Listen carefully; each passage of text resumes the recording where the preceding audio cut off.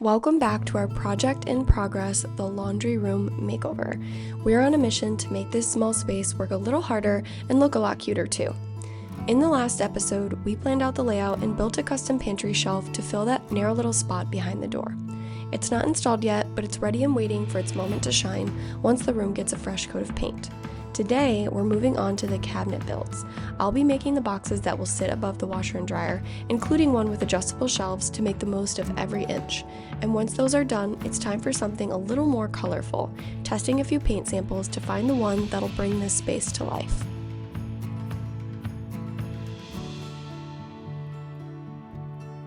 Alright friends, we are still in the thick of building, and today we need to assemble 3 cabinet boxes that are going to be installed above the washer and dryer.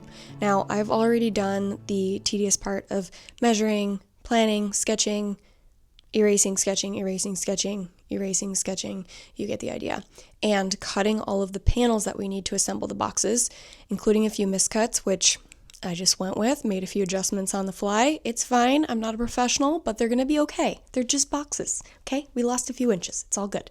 So now we have everything we need to assemble these boxes. For the most part, this process is going to be very similar to that of the shelving unit we built for the pantry items, but there are a couple of changes once we get the initial boxes built. So I'm gonna go ahead and glue and clamp and nail everything together, and then I will show you what we're going to do a little bit differently to accommodate some adjustable shelves in the closed cabinet and how we're going to mount them to the wall. I learned how to build cabinet boxes by watching Bourbon Moth's DIY cabinet building video series, and I highly recommend watching if you are interested in more of a step-by-step process. There are many nuances to building cabinet boxes, but essentially it's 4 panels glued and nailed or screwed together, and I use clamps to hold everything in place and make sure they're square. Before we go ahead and finish assembling the rest of the box, installing the backer, and gluing and nailing the top in place, we need to drill some adjustable shelf pin holes in the larger cabinet. Because I'm not exactly sure how I'm going to organize things in the cabinets yet, I figured I would help future me and put in a couple of adjustable shelves so we can kind of raise or lower them depending on what we're putting on each shelf. And in order to do that, we need to drill a series of holes in the front and back side of the cabinet box so that we can install those little shelf pins. You might have them somewhere in one of the cabinets in your house. They're just little metal or plastic like nuggets that get stuck in the hole, and you rest the shelf on top of them. So we need to drill those holes. Now, there are lots of jigs out there that are designed for this exact reason, but because I don't anticipate having to build lots of cabinets with adjustable shelves in the future, I'm not going to spend the money on the jig, and we are going to make our own. I've never done this before, so we're going to learn together, but the purpose of this is to set the spacing of the holes we need to drill in the actual cabinet box so we can just clamp it in place, use it as a template, and we don't have to worry about our shelves being wonky once we actually put them in place. So let's make ourselves a jig. To make this template, I've got a piece of scrap wood. Now you can really use any scrap wood, you would just have to adjust your measurements accordingly. This is a 3/4 inch piece of plywood. It's 4 inches wide and about the height of the cabinet. And the first thing I need to do is identify roughly where I want the highest shelf and the lowest shelf. And the space in between is going to be the area we measure and mark to drill holes. Once we have holes drilled in this, we can reuse this template in the front and back, both sides of the cabinet, to drill the holes in the exact same place. That will guarantee that when we install the shelves, all of the holes are perfectly level, which means our shelves will be level.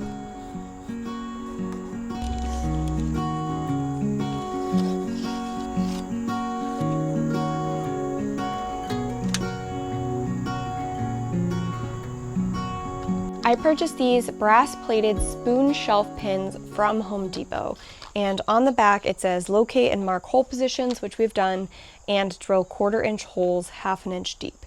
So what I've done is installed the 1/4 inch drill bit on the drill press here. Now I'm just going to take our template here and go down the line, drilling holes all the way through each of our marks, being careful to make sure I'm centered.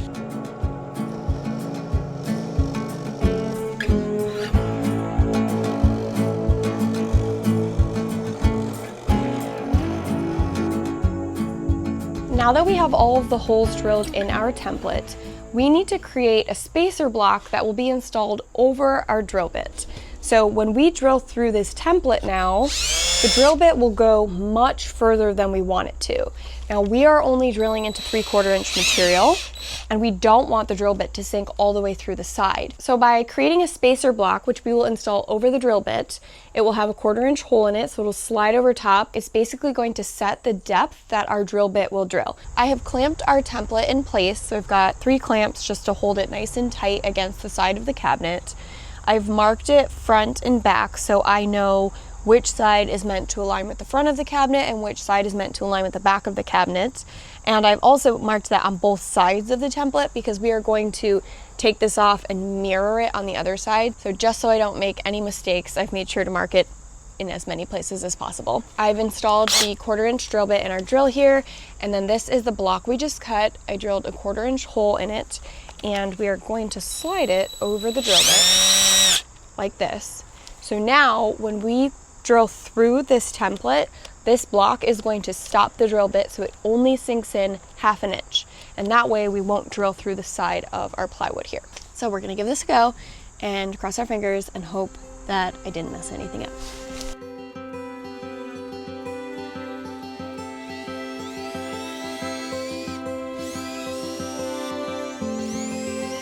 Right, taking this off, crossing our fingers.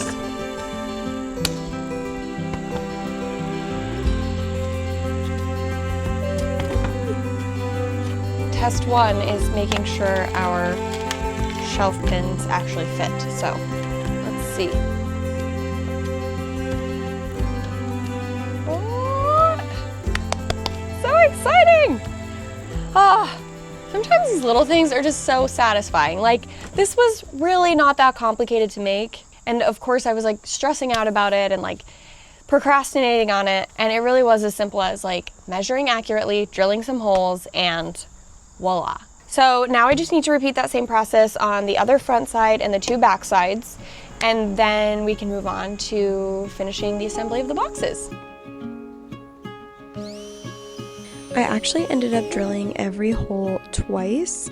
I found that the sawdust would kind of get stuck in there, so going through with a second pass cleaned it out a little bit better, and that way when I put the shelf pin in, it sunk in more smoothly.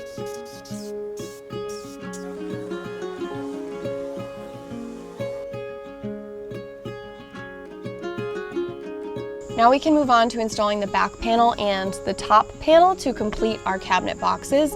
I've already got the groove cut so we can easily slide the panel in place. Then we'll just glue and nail the top panel.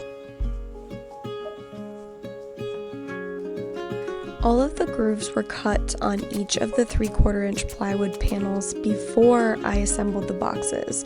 So I measured the thickness of the beadboard backing. I made sure to cut the groove to accommodate that thickness. Then we assembled everything. Those grooves aligned perfectly, which allowed us to just slide that backing in place.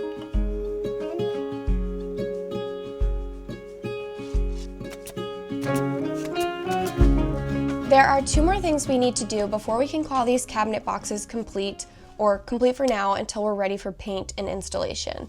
The first is installing our nailer boards. So this is just a scrap piece of 3/4 inch plywood, and I've drilled some pocket holes on the end of each side so we have something to screw into. Now, these are installed at the top and bottom of the back of the cabinets. So if you remember, our back panels were inset 3/4 of an inch, and that was so that we could accommodate the thickness of this nailer board on the back. These will give us something solid to drive the screws through when we're attaching them to the wall, and we'll make sure that it doesn't tear out under the weight of the cabinet. If we just screwed through the backer board here, which is about 3/16 of an inch thick, it would very likely rip off the wall because there's not much material there for the screw to hold on to. And since these cabinets are going to be suspended, so they don't have a base, they're not resting on the floor, we want to make sure they're super stable so when we fill them up with all kinds of laundry goodies, they're not going to fall off the wall.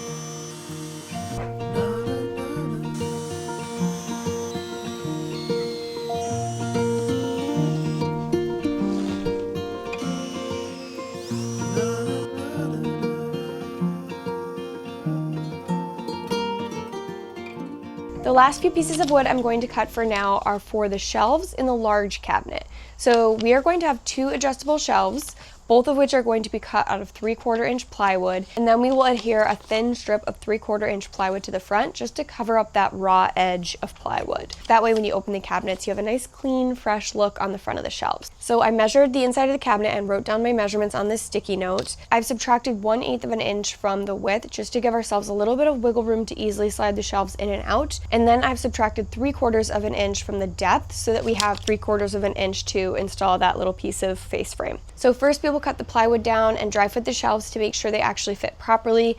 Then we will cut the 3/4 inch poplar and glue and nail that in place. Then we can pause on the woodworking for a little bit and move on to something a little more exciting and colorful. All right, we have our shelves cut here. This is just the plywood piece, and I've put the shelf pins in a couple of these holes. I'm not sure if this will be the final placement, but in theory, anywhere we put the shelf, they should fit. So I'm just gonna slide these in and see if they fit properly. Let me go. This is so exciting.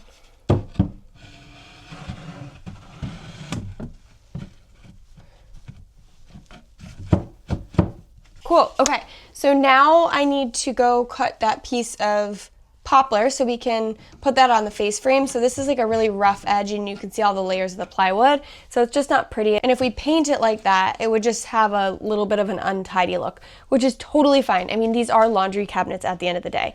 But since I have plenty of scrap wood, I might as well just cut a little piece. And then that will also give us 3/4 of an inch of extra depth. And I will take all of the storage space I can get.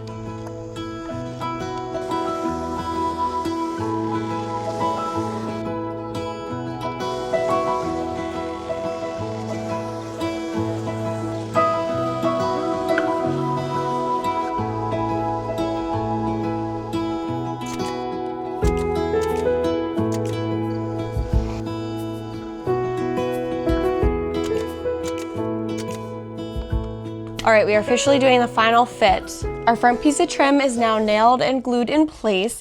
I didn't clamp it. It probably could have been clamped to have a tighter fit, but it's fine. It's just a shelf. It's gonna be behind doors. So we are just going with it, and we can use some wood filler to fill in this little tiny crack.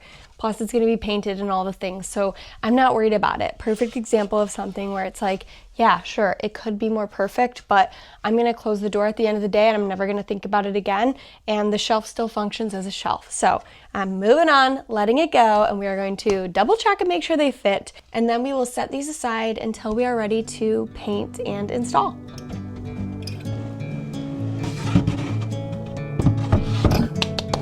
They look so good.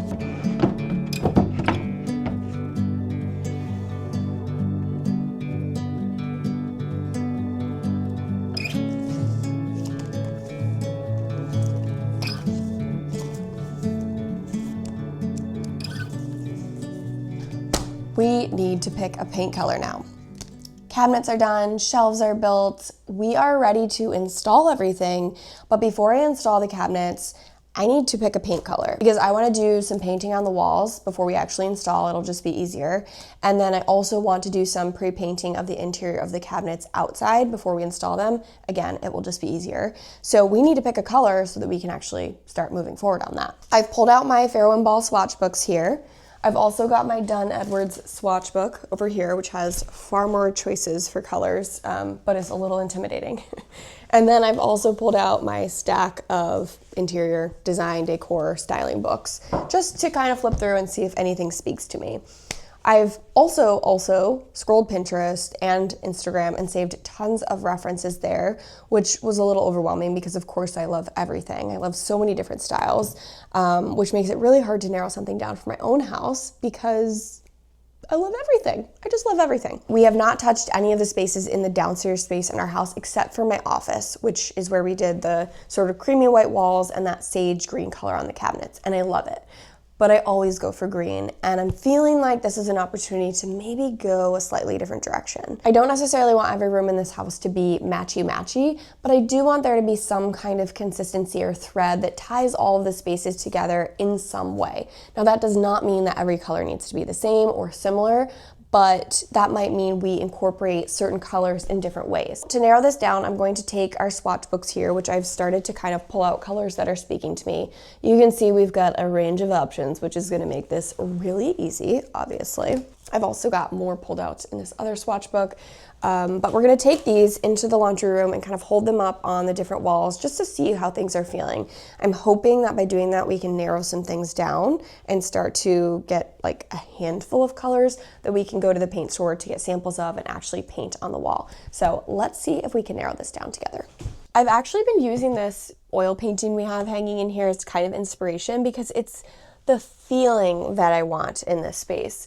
I love that it has blues and greens, but it's also warm, which blue and green are typically cooler colors. So I want to kind of like infuse that feeling into this space. It's very small. It's going to be packed with stuff. There's not a lot of floor space. We do have one window, so there's a decent amount of natural light in a small space, but it's a good opportunity to create just like a big hug, you know? Before we get into this, one thing I want to note is that you can typically match most brands of paint in other brands of paint.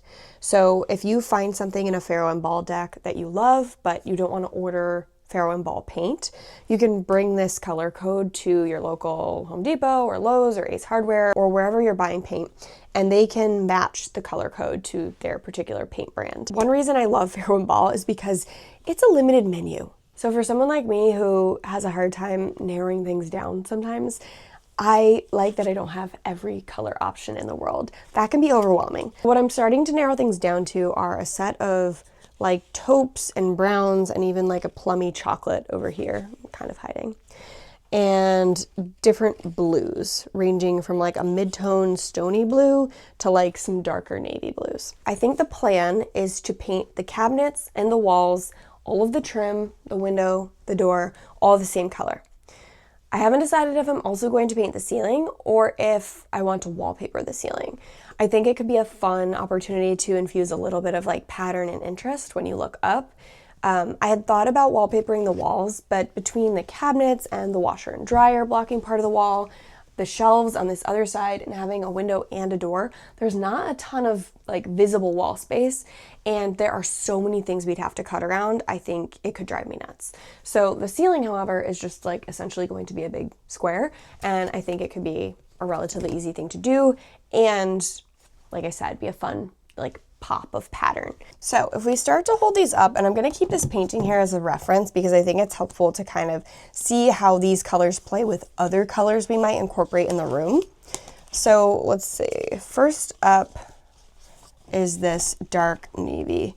Now when I first pulled this color out, I was feeling like it might be a little too green, but when I hold it up next to something that has green in it, it definitely pulls more of like a true navy. I don't know how well you'll be able to see that in the camera. So this is definitely a top contender for me. I think it would be really fun to go dark and moody in this space. Another shade of blue that I'm really loving is this, what is this called? Denimes. It's like a stony blue gray. It's not too saturated. I don't really love things that are super saturated, but it still has color to it. It feels lively. And I think this is a color that works well with warm tones. So like warm woods, like sort of like natural basket colors, but also cooler, obviously, because it's blue. So it can kind of lean both directions, and it's not too dark, so it wouldn't totally feel like a cave, which I'm not like too worried about, but you know, maybe that's a good thing. I don't know. I love the burgundy. I think that would be such a beautiful color in any space. But I think it's a little bit of a departure from some other things I've done. And while it would work perfectly fine in a small space like this, I don't know. I don't know if I would love it at the end of the day, although it does work really well with blues, greens, and like warm tones. I love this green, but I think we're gonna rule out green. I think I just need to kind of eliminate something, so we're gonna ditch the green. I narrowed it down to 4 colors in the other deck, so we are down to 9 colors total. So we need to try to narrow this down a little bit more. I flipped to the other side to see how some of these look on this side because the light shines in toward this wall, and that will make the colors look a little bit different. So we might be able to rule something out. I still love this cola color. This cola color is very similar to the mahogany we pulled in the other deck. It's just a little more like saturated. I'm not sure how well you can actually see that on camera. So it just feels even richer than that mahogany, which I kind of love because I feel like you get more of a color to it. It doesn't feel so flat. So for now I'm going to leave that. This one, drab, I was liking on the other wall because it felt more of like an olivey taupey color, but I don't know. I don't know if I love that in here. I definitely think I can rule out this smoked trout color. It reads more like a light terracotta, like with an orangey undertone on this side, and I don't particularly love that, so I think we're gonna rule that out. One thing I'm remembering as I'm flipping through these is that I do want to incorporate some dark wood elements in here, so that like countertop piece between the two shelf units for the pantry side is going to be stained, and then I will probably create some sort of like stained mini wood shelf underneath the cabinets that will hide the plumbing and electrical. And so if we're doing some dark wood stain elements, I'm thinking that these like darker brown colors might clash a little bit. It's not to say it can't work. I mean, it's been done, but I think I'm going to rule those out just so that we have a little more contrast between the wood elements and whatever color we put on everything, which helps us a little bit.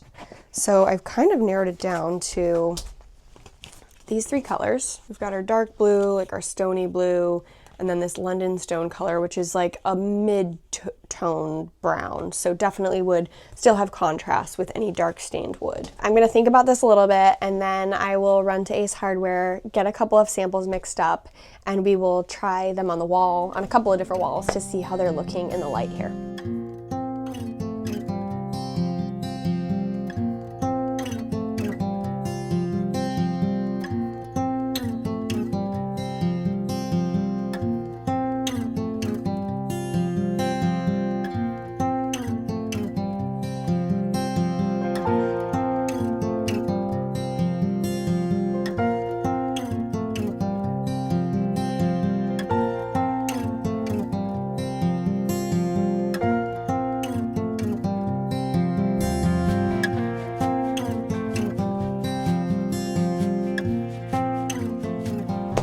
Swatches are on the wall. The good news is I love them all. The bad news is I have to make a decision. These are the three colors that we narrowed down. I ended up only getting 3 because I was like, okay, let's start with a few. If I don't like those, I can get a few more, but I don't need like 5 options to be starting with. That's just too much.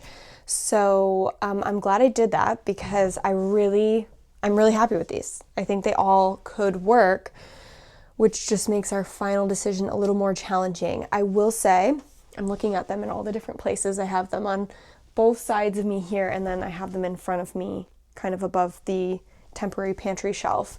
And I just wanted to see kind of how they were looking in different lights, different, positions.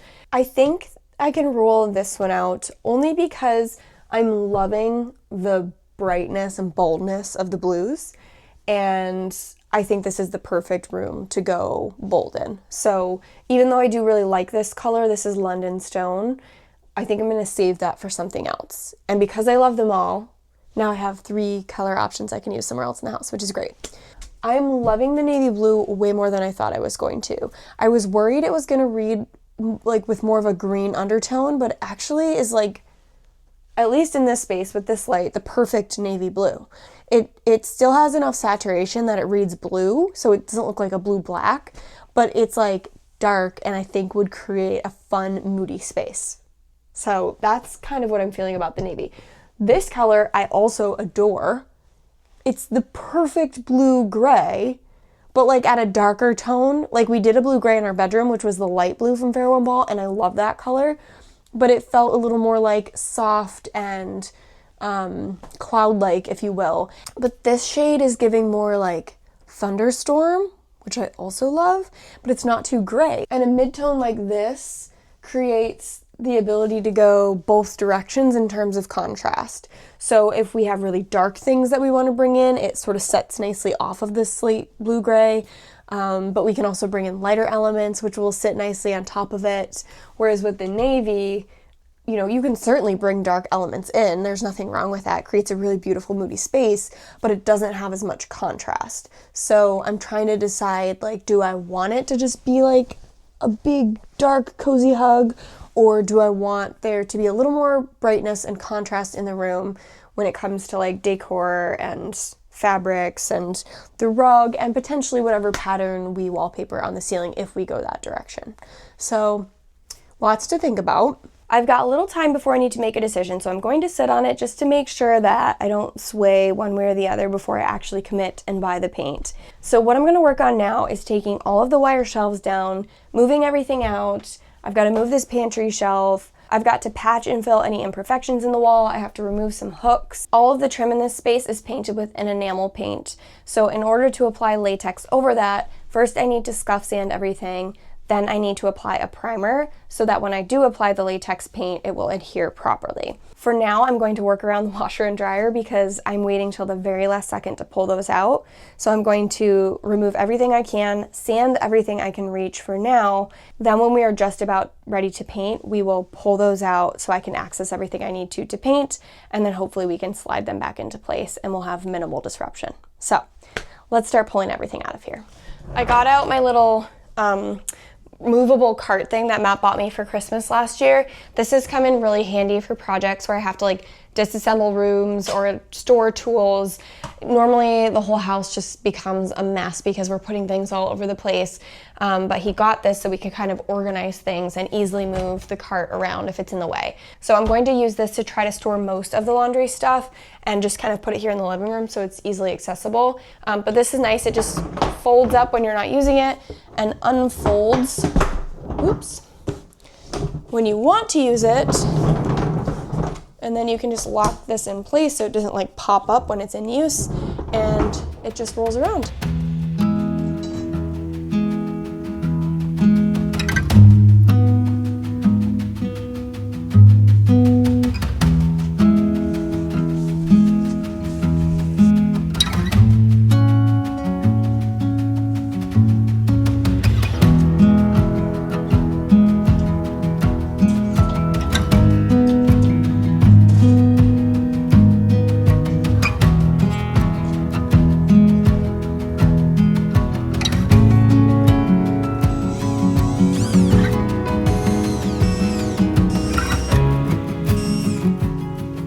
Everything is now cleared out. It's very echoey in here. I'm not sure if you can hear the laundry going. Hopefully it's not too loud in the background, but we're trying to get through all of it. I'm taking a snack break. Matt just got back from grocery shopping and he picked up the sour strawberry candy belts from Trader Joe's, which are an absolute favorite, top 5 sour candy for me. A friend just recently went to Trader Joe's and she was like, they're back in stock. If you go back, can you get me a few? So Matt picked up 4 containers. 2 for me, 2 for her, and if you like sour candy, you should definitely go check them out. They're delicious. Now that everything's out of here, I'm going to start chipping away at patching all the holes and sanding down all the trim.